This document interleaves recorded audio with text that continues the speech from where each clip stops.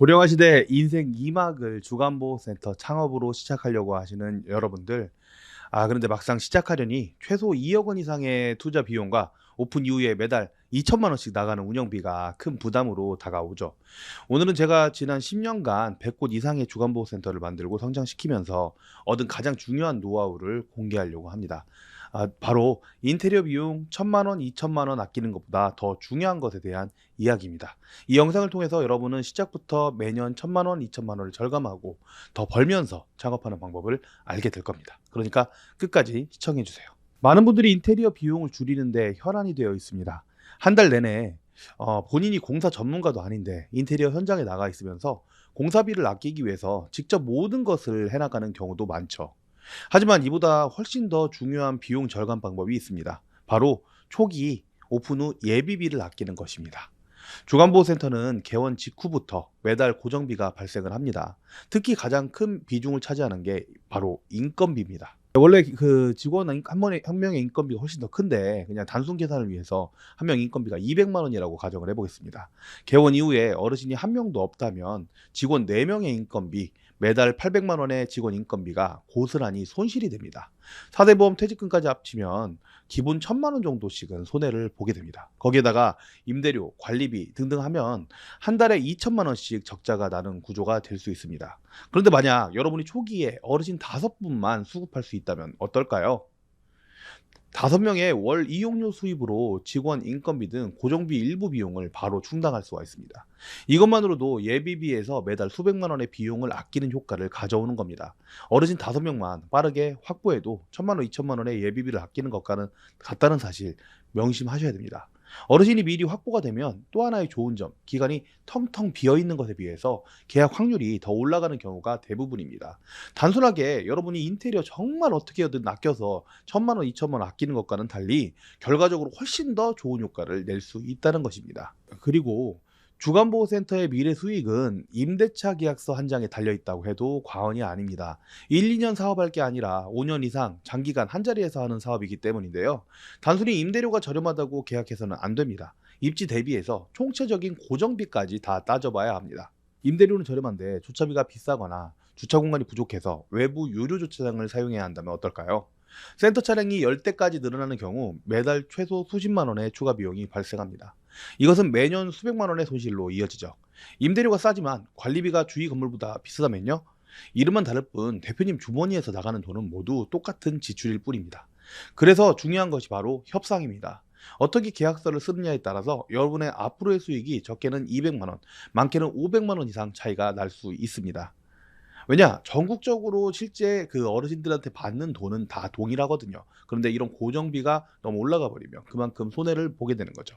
실제 저희 창업 패키지를 통해서 계약하신 한 대표님의 사례를 들어보면 원래 임대인은 2년 안에 50만 원으로 올려달라는 조건을 걸었습니다만 3년이었던 계약 기간을 5년으로 연장하면서 가격을 동결했습니다. 오랜 기간 함께 할 테니 50만 원 상향 조건은 없애달라고 한 것이죠. 한 달에 50만 원이면 연이면 600만 원에 해당하는 큰 금액입니다. 예, 오픈 이후에 안정된다면 50만 원 정도 올려줄 수 있겠지만 주간보호센터는 아까도 말씀드렸지만 수익의 총 상한선이 정해진 사업입니다. 50만 원 차이가 절대 적은 것이 아닙니다. 또한 이 사례에서는 1개월이었던 렌트 프리 기간을 3개월까지 늘려서 초기 부담을 크게 줄였습니다. 아시겠지만 이게 실제로 계약 이후에 오픈까지 최소 4개월 이상 걸리거든요. 심지어 원래 650만 원이었던 임대료를 480만 원으로 조절하는 데 성공한 사례도 있습니다. 신축 상가에서 임대료를 깎지 않는 대신에 렌트 프리를 9개월 이상으로, 대신 안전을 위해서 임대인이 매매 시에 현 상황 유지 조건 매매 특약을 넣어서 3천만 원 이상 아낀 사례에 그런 사례들도 있었습니다. 지금 말씀드리는 건 단순하게 컨설팅을 받으라는 이야기가 아닙니다. 저희 국회와 창업 패키지를 이용하지 않더라도 여러분들이 협상을 하셔야 된다는 이야기를 하는 겁니다. 계약 단계부터 매년 1천만 원, 2천만 원을 절감하고 사업을 시작할 수 있는데 당장 급하다고, 협상이 두렵다고 시도하지 않으시는 대표님들이 많아서 말씀을 드리는 겁니다. 여러분 기억하세요. 협상에서 아끼는 돈으로 마케팅을 해서 더 많은 어르신들을 모시고 초반부터 더 많은 어르신을 모시면 그러면 그걸 가지고 우리가 금액을 아낄 수 있게 되고 그 아낀 1천만 원, 2천만 원, 3천만 원을 가지고 어르신들이 좋아하는 운동기구, 마사지 기구 등에 투자를 해서 어르신의 만족도를 높이는 것도 대표님이 꼭 해야만 하는 일이라는 것을 기억하셔야 됩니다. 예, 그리고 이제 그 다음 단계, 세 번째, 인테리어는 기능이 답입니다. 인테리어는 과시가 아닙니다. 기능에 집중해야 합니다. 인테리어 전문가를 잘못 만나서 럭셔리한 인테리어에 많은 돈을 투자하고 초기 운영 자금이 부족해지는 실수를 범하지 마세요. 어르신의 안전과 동선을 최우선으로 고려한 기능적 설계에 집중을 하다 보면 비용도 절약하고 만족도도 높일 수 있습니다. 규제 준수를 통한 재시공 방지도 필수적입니다.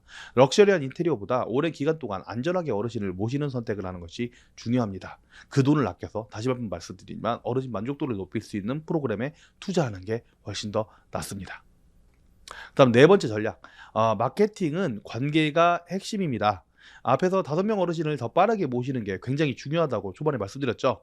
전단지나 현수막 같은 전통적인 홍보도 어차피 초반에는 하긴 해야 됩니다. 그렇지만 요거는 그 불특정 다수에게 홍보를 하는 거기 때문에 비용 대비 효과가 떨어집니다. 대신에 이제는 정말 디지털 콘텐츠 마케팅에 집중을 하세요. 블로그나 유튜브에서 센터의 일상을 꾸준히 포스팅하고 각각 다른 주제로 많은 사람들이 클릭하는 주제들을 가지고 글을 써서 보호자들의 신뢰를 쌓고 지역사회 협력을 통해서 자연스럽게 입소자를 모집해야 합니다. 디지털 콘텐츠 마케팅도 하면서 관계 마케팅도 해야 한다는 거죠. 이 관계 마케팅이라는 건 뭐 지역 보건사라든지 경로당이라든지 유관기관들과 뭐 협력을 해가지고 서로 도움을 받는 부분들도 이야기를 하고요. 내 지인들도 많이 늘려나가는 그런 것들을 이야기를 하는 겁니다. 지역 경로당과 연계를 해서 건강 강좌를 열거나 동사무소 유관기관들과 협력을 해서 현대의 인지도를 높이는 그런 것들은 작은 비용으로도 큰 효과를 가져오는 좋은 방법입니다.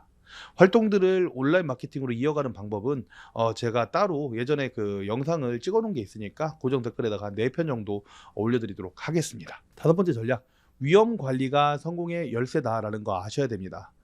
많은 분들이 우리가 창업을 하려고 하면은 그 주위에서 그냥 모든 거 알아서 해주겠다, 나한테 맡겨라, 이런 말하는 거에 혹합니다.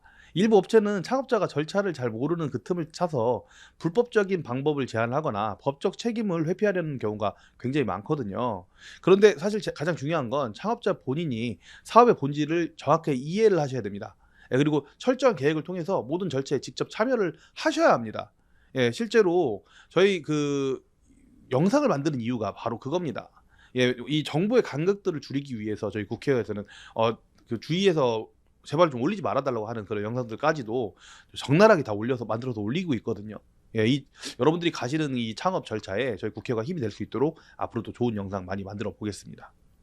마지막으로 제가 10년간 100곳 이상 주간보호센터를 만들면서 발견한 성공하는 센터들의 공통점 말씀을 드리겠습니다. 일단 시작을 하고 봅니다. 큰 규모로 못하더라도 작은 규모로 시작해서 단계적으로 이렇게 확장하는 경우가 많았고요. 그리고 어르신과 보호자의 목소리에 귀 기울이는 것을 찾아서 실제 보호자의 입장에서 좀 생각을 해봤고요. 그리고 저희 창업 패키지에서 배운 대로 그대로 실행을 해주셨습니다. 등급 신청을 20건 해보셔라 하면 해보시고 상담을 100건 하라고 이야기를 하면 그대로 실행을 하십니다. 먼저 안 되는 이야기를 이야기하지 않고 그냥 하시더라고요. 예, 그리고 중요한 거, 시작부터 5명 이상의 어르신을 모시고 시작했습니다. 그리고 마지막, 본인이 전문이 아닌 것은 위임하거나 비용을 내고서라도 배우려는 의지가 있었습니다.